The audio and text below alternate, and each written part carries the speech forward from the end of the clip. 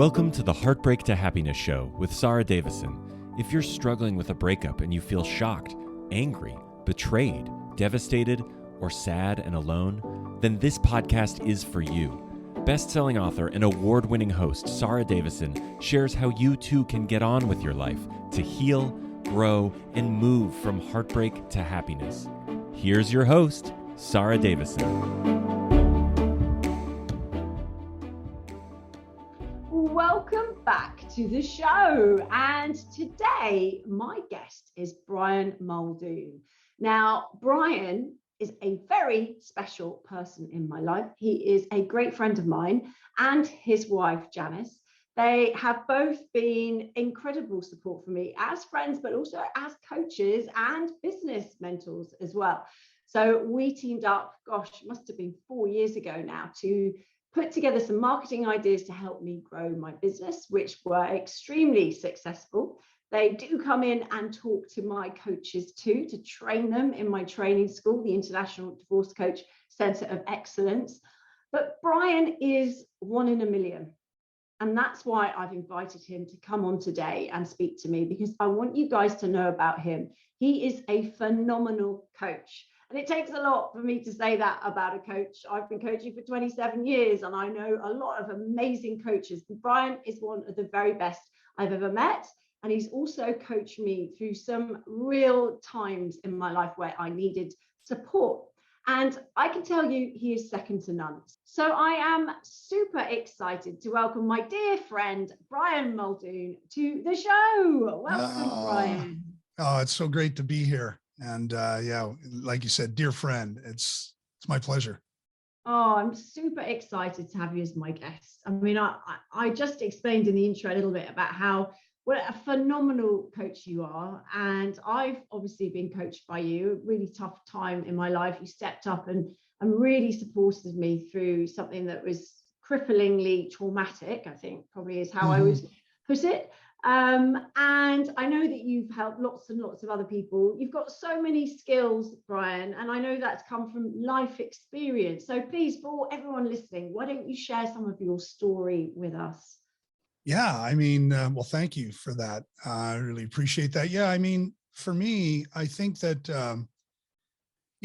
to take a long story and try and shorten it and condense it, growing up as a kid, I really lacked confidence and self-esteem and self-worth and things like that because of the environment that I grew up in, which is not unique to me. There's lots of people that face a lot of adversity and challenges growing up, right? We all know that. And so for me, that was kind of the thing. And so I really struggled throughout my life with relationships and with career and jobs and different things like that, because I just had this psychology going on, all these questions, and I just realized that I knew that there was something more, and I knew that I had to become more. And so that was just something that I worked on within myself throughout my life and through my career and building businesses. And, I really had a passion for sales and marketing, and I really threw myself into that. And, I've done well in business. I've also done not very well in business, but through all these different experiences, we learn things. And it was the same thing with relationships. I struggled with those, didn't feel like I was enough and all these sorts of things. But, I just kept investing in myself and trying to figure out, like, who am I? Why do I feel the way that I am? Why do I make the decisions I do? And how can I improve on those things? And then that led me ultimately to finding myself in a place later in life where, I was going after all the things that, we're supposed to, that they say, you get to that place where it all makes sense and it was all worth it, the house, the cars, the money, the travel.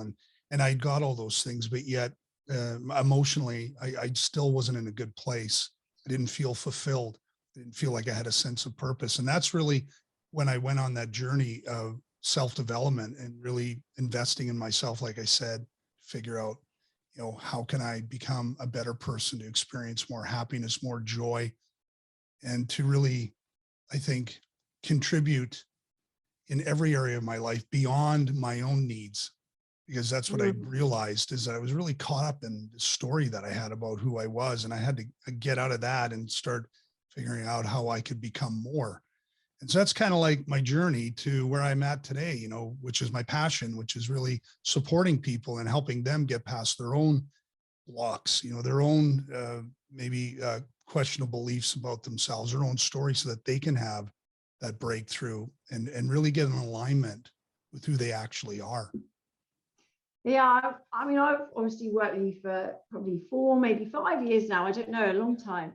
And I just think that you've got such a depth of experience. And I think it comes from having been through a tough time yourself, or many tough times. You know, I know we've talked about this before, and you know, you've been through a lot of adversity. Why is it, do you think, that adversity for some people can really become their superpower? Because a lot of the people listening will know that I talk a lot about turning that pain into your power from your breakup. When you're hurting, you know, don't let this consume you. You can actually turn this around, flip it, and turn it into something that moves you forward. So, yeah, how do you make that decision? Because I guess you have a choice at that point, either to just be dominated for the rest of your life by the things that have happened to you, you know, and other people choose to step up and make a difference. You know, how does that come about, Brian? How did it work for you? You know, that's great. Like, that's a great question. I loved what you were just saying in there, you know, about how we have choice and how do you decide? You know, at the end of the day, it really, you know, that's the thing. You have to decide. Like, I had to decide, you've had to decide, you know, maybe someone listening to this, you know, they're in a point where, you know, in their lives, or they've been where they've had to make that decision. And so for me, you know, I was never happy with who I was. And I didn't realize that that was actually a blessing in disguise. I was never happy with who I was. And so I had to make the decision. Well, do you stick with what you've got, or do you go and explore and see what's available on the other side? Not realizing that everything that I wanted was actually right in front of me, but it was down to what you said, the decision. Are you going to go down that path? Or are you going to choose a different path and see what's available? And so I just made that decision that I'd had enough. I didn't want to feel like I wasn't enough anymore. You know, I didn't want to look at myself in the mirror and not like who I saw, you know, or was looking at. And I was desperate to change that. And so, you know, I was willing to put the work into doing that, which is hard to do, you know, because as human beings, you know, Sarah, that it takes us a long time to do very little. It's just the way we are. And so, you know, I just had enough. I think that was really where I decided I didn't want things to continue or possibly get worse. I wanted to stop continuing and try to make things better. Yeah, and I love what you just said there about, you know, looking externally for those things that are going to make you happy. Because I think a lot of us spend a lot of time doing that. Or when I get the car, when I get the travel and the holidays, when I've got the house, you know, when I'm earning, you know, when I get the next promotion, all those things, but they're all external and they're not within us. And I think one of the books I read that really, for me, has had a massive, profound impact. I don't know about you, Brian, but along my journey, there's certain books I've read that have completely changed my course or opened up what I'm thinking about and the way I'm processing life and what's happening for me. One of those books was The Alchemist by Paulo Coelho. Yeah. And the first line in that book is, and the little boy's name is Santiago. And the story is about a little shepherd boy, or a goat herder, and he basically wants to find, you know, what life's all about and to become happy. And he's in that pursuit of happiness and, you know, fulfillment and riches. And he's sitting under this big old oak tree with his herd around him. And he thinks, right, I'm going to go looking for it. And he sets out on this journey and he goes all the way to so many different places looking. And I just love the book because actually at the end, he ends up back under that same old oak tree with his herd of goats around him, because he's realized that one thing that you just said is that everything he needed was within him. And that book had such a profound impact on me. I named my son after that book. It's such a special message. And I think it's hard sometimes, especially when you're at rock bottom or you're going through a breakup and people have done things. Maybe they've betrayed you, maybe they've done unkind things, or maybe they've, just the fact that they've left has left you thinking, well, I don't know how to manage this situation. So for people listening going, yeah, okay, I'm at that point, Brian, how do they start making those changes? Well, I think the first thing for me was I had to stop, you use that word external, in that story that you just shared, which was, it's profound, really a short story, but it really makes the point that validation has to come from within, self-love, self-recognition, all these sorts of things. You have to first validate yourself. Sometimes I'll take people through like a meditation. They'll close their eyes and I'll take them through this process because we face challenges in life on a daily basis, and some of them can in many ways feel like they define us in the worst ways possible. But if you think about it, each of us here who are having this experience called life, we've already won the biggest challenge we'd ever face. We had to swim the most challenging swim we'd ever have to face in our entire lives, and out of all of that we won. And the gift of that is the gift of life. It was that first heartbeat, and that to frame that in a way to understand that this is your life and that you get to design it, you get to define it. And so if you're not getting what you want, change it. Like look at what you no longer is serving you. Maybe it was something in the past that did, but is no longer serving you now. It might be people in your life. It might be the story you have about yourself. It might be, your daily rituals and habits, whatever it is. If it's not serving you in the way that you want, you have the capability and you have the power to change that.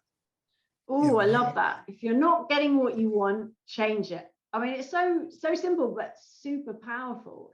And I think you can start with pretty small steps, right? You don't have to, for some people that's daunting. Okay, I want to change maybe some of the friends I hang around with because maybe they're all married. That's something I heard this week from a client. All my friends are married. I love them and they're so caring, but every time I go out with them, it's just me now and there's a gap beside me and it just reminds me of what I've lost, she was saying to me. So, it can be daunting, can't it, to start making those changes, but we can start small, right? Absolutely. And I highly recommend it. It's baby steps. We've heard it, right? We have to learn to crawl before we walk. And in this case, I mean, if you're in a place where, and that was such a great example, because we are social creatures and, we all want to feel like we're enough. We all want to feel wanted, desired, and appreciated and needed. And sometimes, we get that invitation to be in that circle, but there's a big challenge there. And we really have that internal battle going on where we're trying to feel like we fit in and it makes sense. But at the same time, we kind of know that maybe that scenario, that situation, that sort of dance is over. We're trying to negotiate our way through that and maybe, figure out like, well, where do I go from here and who will I be? And I would just say, in those situations where you're trying to make those changes, maybe with, people who are in your life for a very long time, but it just doesn't make sense anymore, is just let them be there. But, just start to get busy with other things. And, or, if they're like, hey, what's the problem? Why are you not, you didn't come to the last party or barbecue or, coffee. I've asked you 3 times. Hey, listen, I'm really sorry. First of all, let me say, like, I appreciate you so much. I don't want you to take this personally. It's just, I'm so busy. And there's some things that I really am working on for myself right now in my life. And I hope that makes sense. And you can appreciate that this has nothing to do with not wanting to make time for you. I really need to make time for myself right now. And, been through a lot and, I'm just really trying to make sense of things. And I really need to dedicate that time to that. So listen, we'll get together and have coffee, but please don't think that I'm not showing up because I don't want to be there. I don't care about you. I'm just going, and I hate this idea of never say I'm going through some stuff. You don't need to explain that. You just say, I'm just working on a few things, making a few changes, implementing a few things. I'm really excited about it. And so I really need to dedicate the time to that. I hope you understand. Are you cool with that? Like, put it back on them. You don't Yeah. need to explain and justify the changes that you're making within yourself. You just need to be Yeah. proud of them. Yeah, and I love the way you just put that, because a lot of people think, well, I don't want to be unkind, and that's a way of not being, of being really nice about it, and you're not upsetting anyone. I just think sometimes people, well, I know I've been there myself in the past. It's scary to be vulnerable, Mhm. but actually, what I have learned, having been vulnerable or maybe forced into situations where I had no choice to be vulnerable, vulnerability is a real strength as well, Mm. isn't it, Brian? Because it brings Mhm. out the very best of you. And also, you can soon find out who the people who are genuinely caring about you and supportive, who they are pretty quick, right? 100%. Like, vulnerability is actually a virtue. It's something that, as you said, Sarah, it lets people see that deeper part of us. It's almost like opening up a bit of your soul and letting people have a look inside. And it is at that moment where people are going to show up and they're either going to embrace that and acknowledge that, or you're going to know that I don't need this person in my life anymore because they don't get it, or they don't want to get it, or they don't appreciate it, or maybe they're cut off. Maybe there's a story going on for them where they're afraid to be vulnerable, and anything that resembles that makes them uncomfortable. And, there's a lot of different dynamics there. But yeah, vulnerability is so important. And, as a man, I was like many men, I was taught to, you don't show tears, you don't show emotion, you man up. You like, you be strong, and you let a woman know that you're strong by being strong, you know instead of actually being strong, but at the same time being vulnerable. you know and that it was such a heavy thing to carry for so long, because I saw, being vulnerable not only is something really hard to do as a man growing up, but it was so unfamiliar to me. How do you become vulnerable? And I have to give credit to my wife Janice for that, because she really helped me finally get to that point where I actually let it go. I actually had a release, and I actually cried as a man. Like, I just cried, and it was all because she was like, please, please, because I was with my brother-in-law and my brother, and we were watching, I don't know, some sports event downstairs in the basement in the family room. And Janice was upstairs with my sister. And I remember coming upstairs. I was like, hey, what are you watching? My sister Ann's like, shut up. They were watching The Notebook, right? Oh, And so, I was like, okay, I'll get away. So anyway, I come upstairs. They're both like in tears. So when we came home, she's like, oh, Brian, please, would you just watch this with me? I'm like, oh my God, really? She's like, please, would you? And I said, yeah, okay, I'll watch it. And then that was when I realized, like, that was actually a really powerful movie for me. It really yeah. made me appreciate love, vulnerability, and what meaningful connection can be. And that was really kind of a point where I realized, hey, Ryan, you're a little bit disconnected here. Maybe you want to maybe look at that and explore that. And that Yeah. was not the only time, but there were other times. But I remember that being one of those significant times where I allowed that vulnerability to come through. And now today, you know, I don't have to be that badass hard man. I can be strong, when I need to be, but for her or for myself. But being vulnerable, I've come to really appreciate that. And it's something I really appreciate, admire, well, people, because that's what, like, as you say, that's when you really get to know them, and you really get Yeah. to see a part of them that maybe not everyone does. So it's a real pleasure and honor. Yeah, and gosh, I love your story there about the notebook, because just think that, there's moments where in life where things start to change. And obviously, we have to be careful who we're vulnerable with. I mean, I know a lot of people Hmm. listening may be in abusive or toxic relationships. So we're not talking about that. But we're talking about, if you're in a relationship with somebody, or even if it's a friend, a lot of us have masks, don't we? We put on our Hmm. mask and we go out into Yeah. the world. And I see this so much for corporate clients as well. And I know you deal a lot with people in business, Brian. They go into work and there's somebody different, and then they come home and they're just a different personality. And for me, I wear my heart on my sleeve, as you know, and I am who I am. Like, I'm no different talking to you here on this webinar as Hmm. I am in the pub with you on a Friday night. This is me. I you know take it or leave it. But I think one of the things that helps that vulnerability is just being free to say, look, I am who I am. And for those people listening and going through a tough time, choose the people that you open up to carefully, but allow people to see who you truly are. And that's how you start to shine your light. That's how you start to get back up on your feet, when you're not afraid to be you. You're not Hmm. afraid to say how you feel. And that might not be with everyone. It may not be safe to be like that with everyone. And we're not saying, come on, everyone, just open up and be vulnerable all the time. No, no.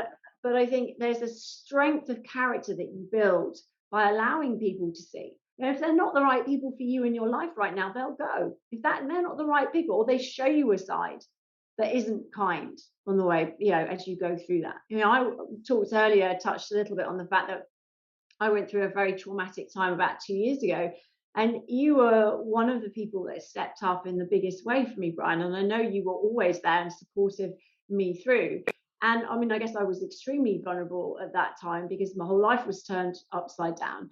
But having someone who can sit and hold that space with you when you are in a position where you are going through, and I know listeners that right now will be going through really tough times, but having somebody like a coach like you, Brian, to sit there and just hold that space. you know Possibly, coaches can't always have all the answers, especially in my particular situation. It was just craziness. But there's no necessary solution, but just being able to have that power to sit with someone and hold that space is something that I will forever be grateful to you for, Brian. You have a Oh, real thank you. gift with that. Thank you. Well, you know, um, I that just touches my heart in an incredible way. You know, but the thing is, I have to say thank you for trusting me to be able to be there for you, because, you know, for me, and I think it's for all of us, when we're called to step up, you don't need to think about it. It's like a fireman goes into a house. They don't go, that looks kind of dangerous. I might could get hurt. Like, they go in because it's their intention. It's the will that's driving them. The deep desire to say, I have a responsibility to go in and save lives. And I'm willing to risk my own life to do it, because that's who they are. It's their values, their standards, their DNA. For me, you're a dear friend, and I just wanted to be there for you. It was like I felt that it was my duty to show up for you and support you in a time when you really needed someone. And I'm so grateful and so honored to have been able to do that, because not only are you a dear friend, you're an amazing woman, an amazing person. And we've had these conversations, so anything that anyone listening here, this is nothing that I'm saying that I haven't said directly to Sarah, is that she really is such a resilient and strong woman, but she's also a human being, and she's vulnerable, like I am, like you are, like we all are. And yeah, it was a very profound time for you in your life. Not the only time, but definitely a profound time. And I just have so much admiration and respect for you, because you have such resolve and such resilience. And I know the work that you do, and people don't get to see things that maybe I've experienced with you. And so yeah, just it's incredible. And so I really appreciate that. Oh, thanks, Brian. I mean, I know that adversity has definitely made me stronger, and that's something that I'm grateful for with hindsight. Though I think I would have struggled to have said that at the time for sure. But with you, and I know with Janice, I know that you are the most phenomenal couple, and you both are doing amazing things in the coaching world and helping so many people. But that also has had its struggles. And I do think, Brian, if you're open to sharing some of that, that I think a lot of people can learn from some of those things, especially hearing the male perspective as well Mm, sometimes, because obviously we talk a lot about women on this show. So maybe you could shed a light on some of that if you're comfortable to share. yeah, absolutely. Thank you so much. If there's any guys listening to this and you're in a place where you're frustrated with your partner, like please listen to what I'm about to share with you. Um, and this is also so that women understand too that men are capable of changing. Just sometimes as men, we know it. Men are from or women are from Venus, men are from Mars, which whatever the title is. You know, we are different, but not so different that we can't come together. Because I mean, look, the bottom line is, we're attracted to one another. But what happens to that magic? Why does that go away? And why do all these conditions and expectations come into things like that? And I remember it was a Sunday and Janice was cleaning the house, and at that time Janice, yeah, we were no, Janice had just started her first business. She had her first salon, and I was still employed, and it was a Sunday, and I was watching sport, and I thought, here she comes with the vacuum. you know she knows I'm watching the sports, but no, and she's going to put it right in front of my feet, so I got to pick them up and I can't hear it, and I was completely caught up in myself. And I remember one day I was like, why do you feel the need to come in and start vacuuming while I'm trying to, like, you can see it's Sunday, I just want to watch the match. And she, as she began to tell me, she began to get emotional. She said, do you think that I want to clean the toilet today? Do you think that I want to do the laundry? Do you think that I want to sweep the floor and do all these things? Do you actually think that I want to do that? Do you not think like I'd like to maybe read the newspaper or go for a walk? But someone's got to do it. And it was at that point when I saw her tears and I heard it in her voice, like I felt it, you know. And it was at that point when I went, "You're an asshole." I said that to myself, and that was the moment when I decided I not only did I want to, I needed to become a better man. I needed to become a better partner to my wife. I realized that I needed to share the responsibilities. And so what does that mean? It means that I made the decision to change. Why? Because I got out of myself and realized what really mattered to me most. It wasn't the sports game, it was my wife. She's what really mattered. And when I made that lateral shift, suddenly that started to something that I started to consider with all of my decisions in my marriage. But in 2011, this was like, 10 years later, and all the ups and downs and the battles and the challenges that we all face, um, we were at a point where I I thought I didn't want it anymore, and Janice didn't want it either, and we actually agreed to separate. And when we actually agreed, it was at that moment when I was like, "This is the last thing I want." Like I didn't come this far to only come this far, and it was the same for her. And I said to her, "You know what? I love you more than anything. Like this is the last thing I want. I want to fight for this." And thankfully it happened to be the same for her. Grateful for that. And that was when I really started to understand and really explore human needs, which we know from Tony Robbins. And so um, I was very good at understanding what I needed and what I wanted, but I needed to understand, how do I serve the needs of the other person? And in doing so, I realized that there's this law of reciprocity that comes into play, that the more I do and give for my partner, the more I get back. Not just necessarily her doing for me, but knowing that I'm showing up as the best husband that I can be for her. And that's not that I could do it every day. The asshole still shows up sometimes, but not very often because, I try to be my most resourceful self. And so, yeah, any men out there, you can become more just by finding out like what does your partner need rather than assuming, why, like just learn to ask better questions. I always say the quality of your life is down to the communication you have with yourself and the people around you. That's the bottom Mm, line because the questions we ask ourselves or ask other people have meaning. They're going to create emotion. And so, if you're not experiencing the things that you want, then sometimes we have to learn to ask better questions. And that's going into the world of, Tony Robbins and really understanding how he creates transformation. It helped me first create it in my own life. I can't go out and help someone, fix something that, because I watched a video, I need to, or read a book, I need to apply it, and these yeah, are things that I've applied in my own life. And so my marriage today means something, it has a very different meaning than it did, you know, I don't know how long. It's been that long, 24 years we've been together. So relationships of any kind, whether it's a man or a woman or a couple of, or it's in at work, in a professional setting, relationships can be tough.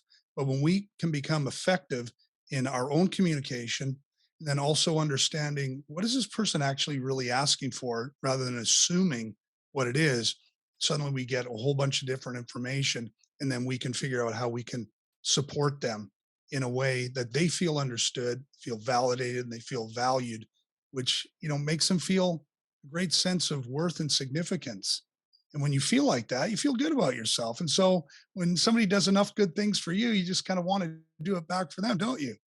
absolutely. I mean, gosh, there's so many nuggets of wisdom in there, Brian. I don't know where to start. I mean, one of my favorites that really resonated was, I haven't come this far to only come this far. I love that saying. And I think that will resonate with lots of people listening, because you go through a tough time and you're knocked down, which we all have, right? Life can literally knock you down. Curveballs come at you. And that's kind of life, right? So we've got to know to anticipate that, but actually to know that haven't come this far to just come this far. There's No. so much more to do. Get back up and keep going. I love that. And also, Tony Robbins, for those people who haven't heard of him, is, in my opinion, one of the greatest, if not the greatest, transformational coach the world has ever seen. He is phenomenal. And Brian and I have studied with him for many, many years. But one of the things I love about what he first said to me when I was, gosh, 20 or 27 years ago, going on his courses, was, be the change you want to see. And I think Mm, that's plays very much into taking responsibility. Looking inside you is which where we started with the Alchemist, the book, and the little shepherd boy underneath the oak tree. Be the change you want to see, because you have everything you need within you right now. You mhm. don't need to go or do another course or speak to another person. You have it. It's about unlocking that and tapping into that, I think, which is phenomenal. And you and Janice are two of my favorite people, and one of my favorite couples on the planet. So Well, thank you obviously so whatever you much. did is working. I think for anyone, and it kind of goes circles back, as you were saying with the alchemist, it circles back to where our conversation started, right? Is I wasn't happy with where I wanted to be. And so, it was understanding that, happiness is not a destination, it's a decision, isn't it? I Yeah. decided I just wanted to be happy. I decided I don't want this other stuff. I was just thinking about, how many years, how much time I invested in worrying about, a bridge that I would never end up crossing or a situation I'd never end up facing. And this is true of all of us, and so with all things in my life, I always stop now. And if you don't do this, give it a try. When something's coming up for you that's causing you some level of unrest or uncertainty or some sort of negative emotion, stop, take a deep breath and say, is this something that's really useful right now? Do I really need this? Is this something that's going to enhance my situation or solve this problem? Worrying is worrying something that can be a good thing? Yes, when it's justified and called for. Like, in other words, like I get, oh, the house is on fire. Okay, yeah, I think worrying is an appropriate state to be in. But, when we're thinking about what happened to us, say in a relationship with either intimate or professional or with children that was a year ago, and we're suddenly in a place of regret and we're worried, oh my God, I wonder if they think this about me now. Or, I mean, you have to stop and you have to check in and you have to go, am I being my most resourceful self right now? Like, how is this actually going to help me? And then just say, I don't need it, and move on and shift your focus, and as Tony Robbins says, where focus goes, energy flows. And so, you know, like, put your focus towards something else that's going to be productive for you. Yeah. Because again, pain is inevitable, but suffering is optional. And so we have the ability to make the decision to make that shift. If we want to romance and stay in that about the old times and the old days and all that stuff and relive it, that's a decision, or you can say enough, because the thing is, I just want to make this final point. Before I met Janice, I got dumped, and that hurt.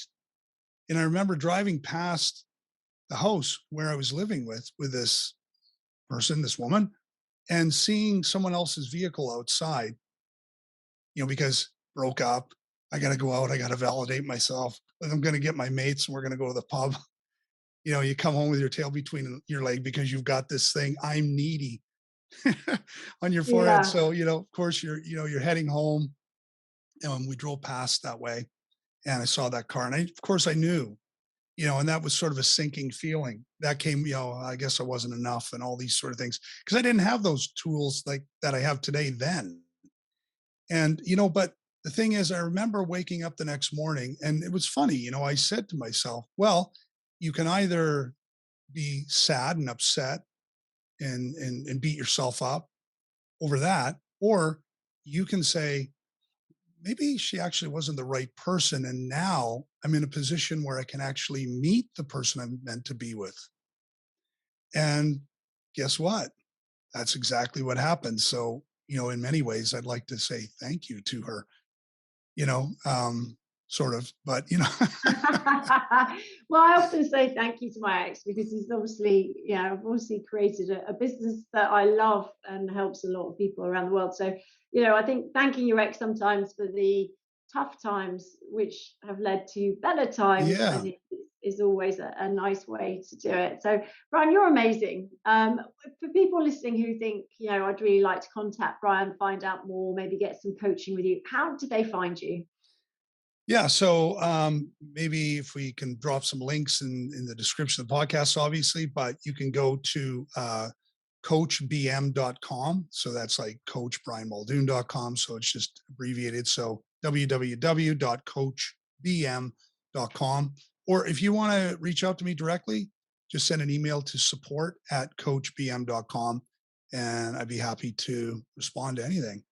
Any questions Oh, you have, anything like that. Like, I'm at a point in my life now where it really is about, giving, and contributing because, when you've experienced enough suffering in your own life and enough pain, when you see someone else having a breakthrough, it's almost like you get to have the breakthrough too. And you know what it's like as a coach, Sarah, and the work that you do. I mean, you're on a mission, you're driven by passion, you're driven by purpose. It's a calling. It's like I said earlier, you're being called to do it. And for me, I love it. And I'm just so happy that I get to do this in my life. And I'm so blessed that I've just, been able to help people, to be there for them, as you say, to hold that space so that they can break free, because there's nothing more gratifying than that, to come through and go, oh my God, I just feel amazing. I feel like I yeah. have clarity. I feel like I have absolute certainty on what's possible. And that's, I think, the biggest thing that I want to say here is you are capable of achieving and creating extraordinary things. No matter what's happened to you, we all have the capacity to become capable and resourceful. And that's the most important thing that you have to remind yourself. You're capable doing so much. If you think about what you've got through in your lifetime to where you are today, depending on where you are, I don't know where you are. Maybe you're in a terrible place, maybe you're in an amazing place, but I'll guarantee you that there's a fighter in you. There's potential, unlimited potential in you. Sometimes it's just about changing the conversation, the dialogue that we have with ourselves, the relationship that we have with ourselves. Sometimes it's about letting go of the past events that have happened for us so that we can tap into that thing called capability, open that up. Hey, what's possible for me today that I can do? Who can I become? And if you're not sure, but that, like, reach out to someone, reach out to Sarah, reach out to me. The help is there. And you want to talk about vulnerability. One of the greatest things I ever did for myself was ask for help. That was the pinnacle of change in my life, was to say, I need help. So. Yeah, it can take a lot of courage to ask for help, but it's definitely one of the best things that we do. So yeah, thank you, Brian. That was amazing. Thank you. I have one last question for you that I ask all my guests. As you know, the podcast is called Heartbreak to Happiness. And I think happiness, as we discussed earlier, is super important to know what that is for you so you can tap into it along your journey. So what is happiness for you, Brian? It's a great question. I would say, if I had to sum it up, happiness is knowing that I continue to do my best to create a life that one day I'll be able to look back on and be really proud of. That I didn't settle for less, that I asked more of myself and put in the work so that I could become more for the people that I really love and care about. And that's it. Yeah. Oh, that's beautiful. That's absolutely beautiful. Thank you so much, Brian, for sharing so many Thank nuggets you. of wisdom, lots and lots and lots of advice and tips in there. So thank you so much for being a fabulous Thank guest. you. Sarah, thank you so much. That's it for today's episode. Do head on over to coachbm.com to find out more about Brian and his work. And I look forward to you joining me on my next episode.